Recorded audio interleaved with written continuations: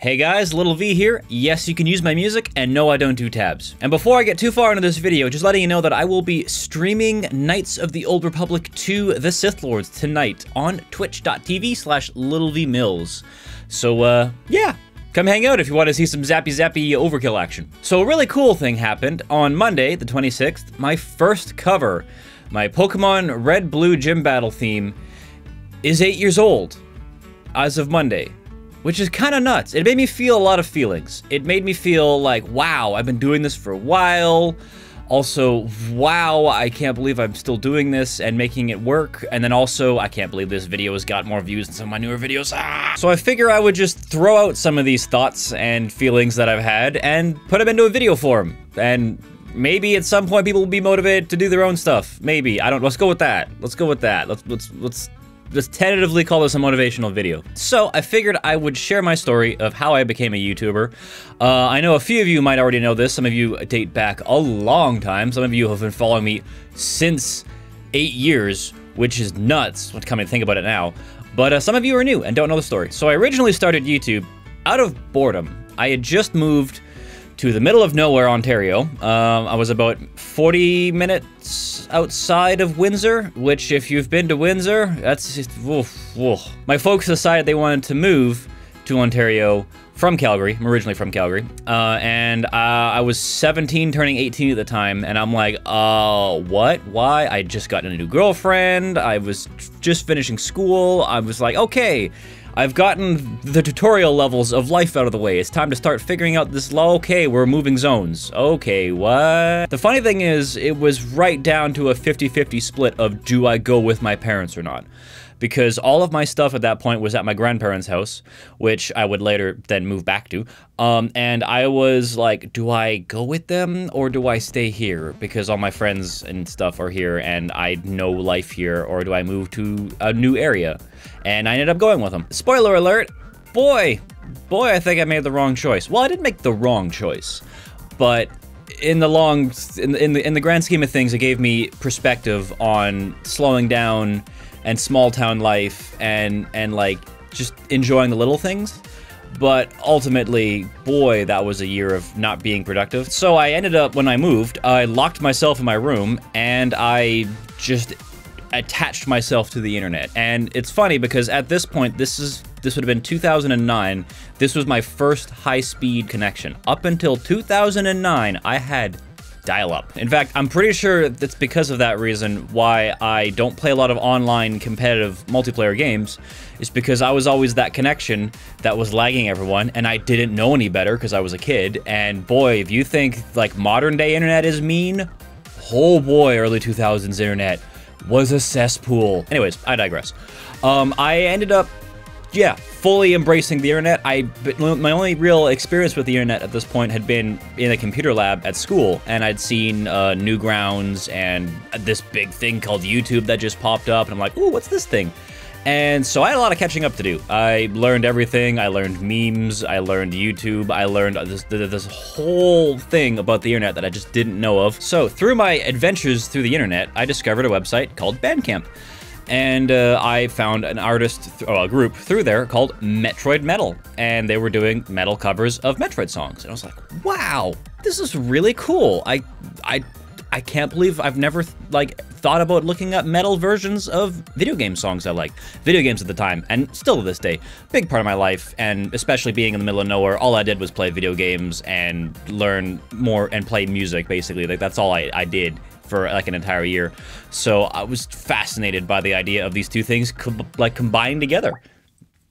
Almost spilled my coffee, that'd been really bad. So I started looking online, YouTube specifically, at, I wonder if other people are doing this.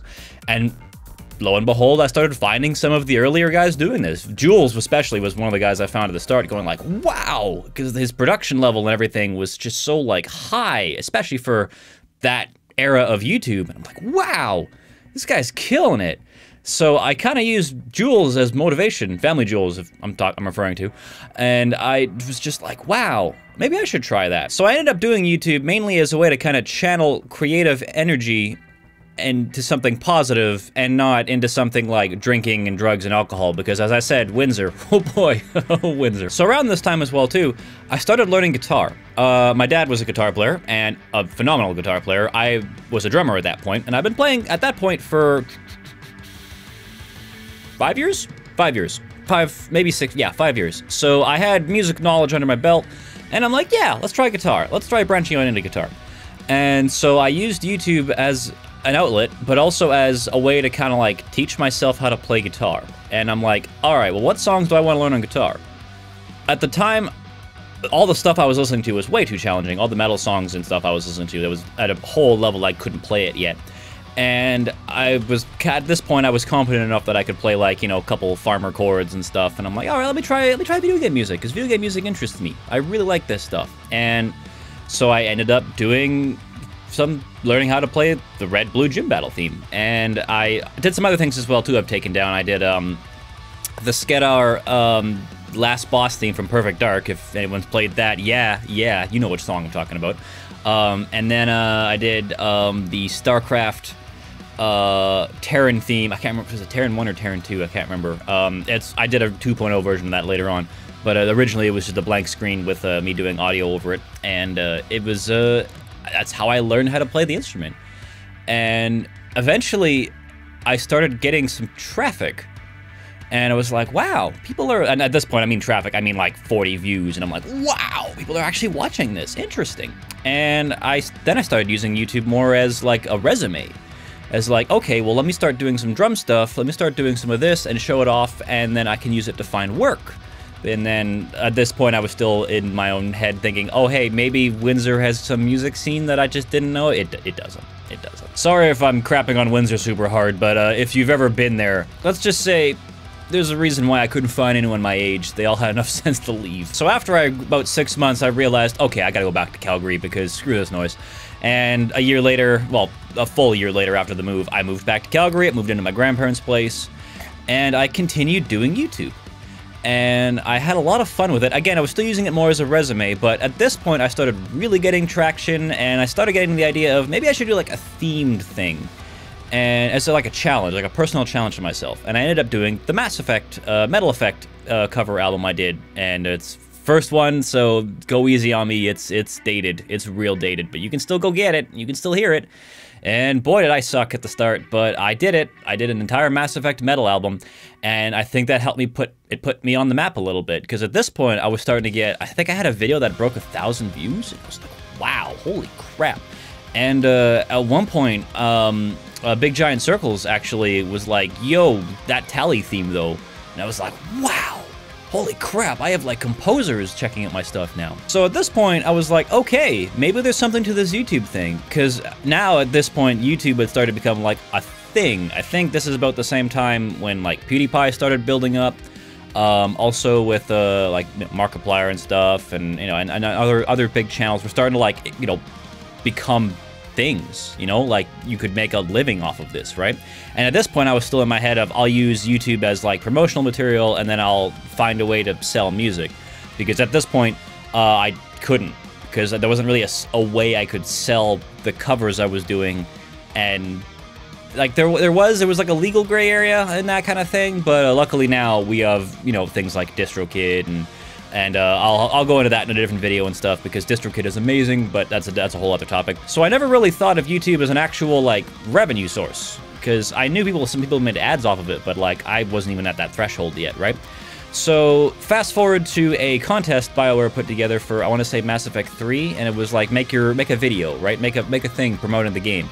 And I ended up doing the I can't remember which one I did. I did something from one of the trailer themes, or one of the big dramatic themes from Mass Effect 3, and it got big traction. And all of a sudden, my subscribers started growing, and it just started going from there. And I'm like, all right, well, what can I do to improve the video aspect? Because at this point, I think I had filmed like twice or 3 times, and it was a bedroom, you know, it was just a bedroom like everything else. And I was like, okay, well, maybe you know what I'll do that no one else is doing at that time? I'll start doing a green screen. So I ended up saving up some money and did the green screen. And oh, by the way, at this point in my life, I was teaching music. I believe at this point I was also working at Future Shop. So I was being a good old retail boy.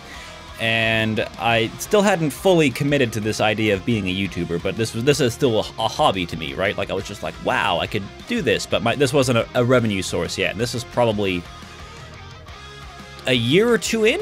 So, like, when I see people going like, oh no, I'm starting off and I'm not making money on day one, it's like, you don't make money on day one on YouTube, guys. That's not how it works. And then fast forward a bit more, and all of a sudden I started making videos with green screens, and that got me some more attention. Also, I think having a drumming angle, which I hope will come back later this year.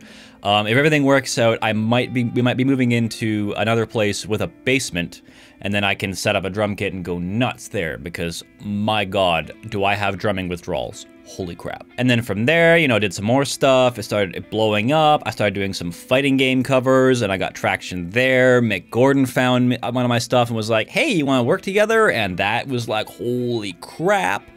And as I started growing more, I started meeting other YouTubers and other people doing what I was doing, and it just kind of all like exploded. Pokemon was one of the big things that really blew up as well too. And that was it brought in a whole audience that I was just like, wow, holy crap, people are like watching this. And at this point, my channel was now partnered, and I was making, albeit in pennies, but I was making money off ads, and I'm like, oh my, there is a thing here. So fast forward to 2013, slash rewind 2013, because I'm kind of getting ahead of myself here. And 2013 was the big year where I committed to YouTube, because that was rough. That was a real rough year. I lost my day job because they closed the store, and they didn't actually warn anyone, and I found out later it's because they didn't trust us to not steal anything. So yeah, Future Shop was a great company. Oh boy, there's a reason why they don't exist anymore. By the way, that's still Best Buy. It still owns everything, so be nice to Best Buy employees, man. They get too much flack. Then a close family friend died, who was actually my Santa Claus when I was younger. That was rough. Then my dad died, like weeks after, completely suddenly, and that was a hard one to take. And then following that up, the family dog was put down, and no one told me. I found out through like dinner with my grandparents like weeks after it happened, and it just came up in passing conversation, and no one told me. And I was just like, are you kidding me? So like, it's not an I don't think it's an exaggeration to say that my childhood like literally died that year. It was rough. I just recently saw a therapist about talking all this stuff. So yeah, it's rough. And so all of these things, which happened within about 6 months of each other, I ended up just burying my head in YouTube, because I'm like, I need something to distract myself from this, something to cope from this, because that's way too much emotional trauma for anyone to deal with, especially at my age. At that point, I was 21.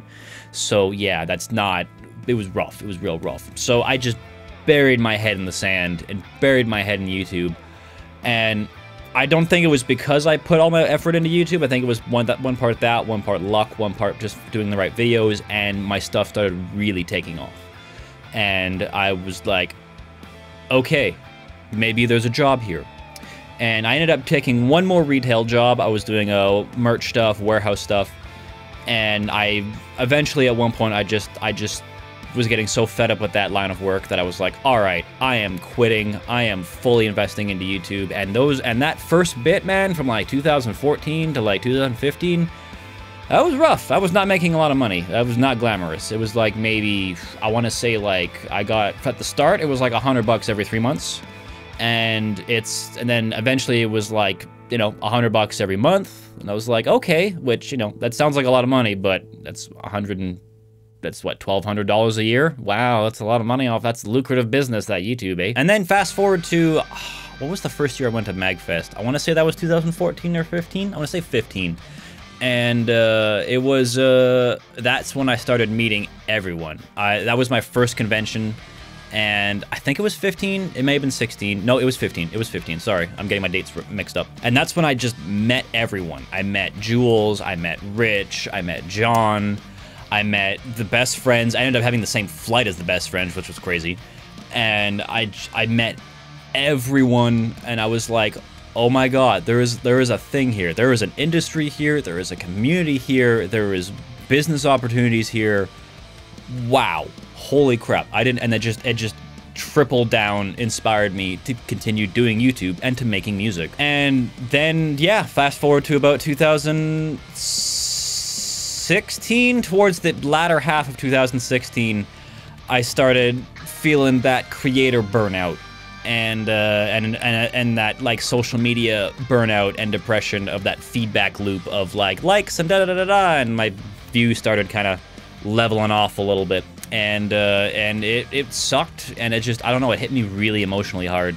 And then also the previous dramas of my life and traumas of my life started leaking back in because my brain never really processed it.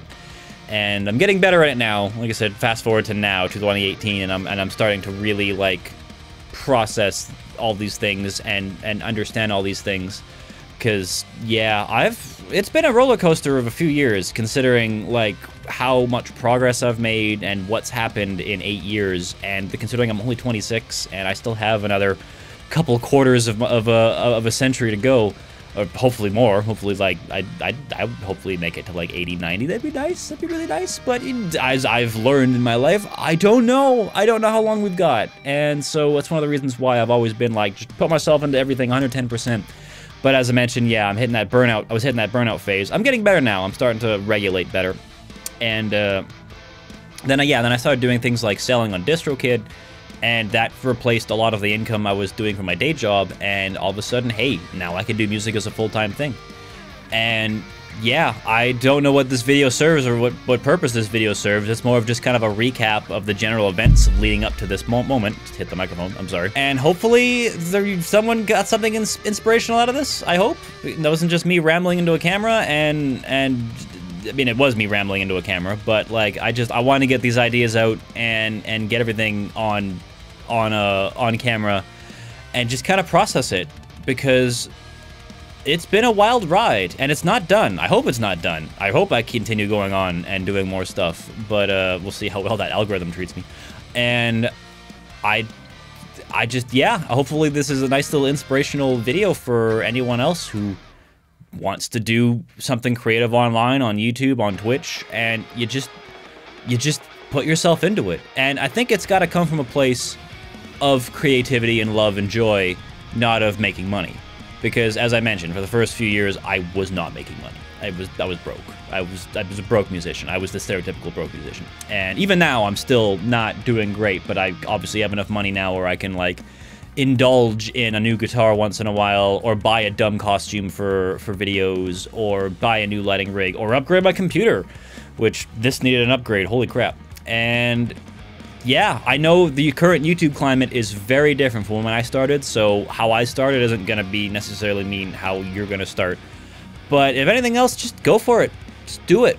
If you have a hobby or a passion for something, like, just do it. Enjoy it.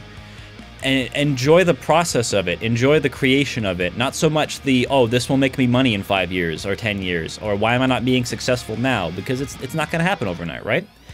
And that's all I've got to say, because I've been rambling for too long, and the coffee is now kicking in, and I have to go to the bathroom. So, yeah, I don't know what the point of this video was, but that was a point. So, rock on, peace out, we'll see you next time with a video that has a point.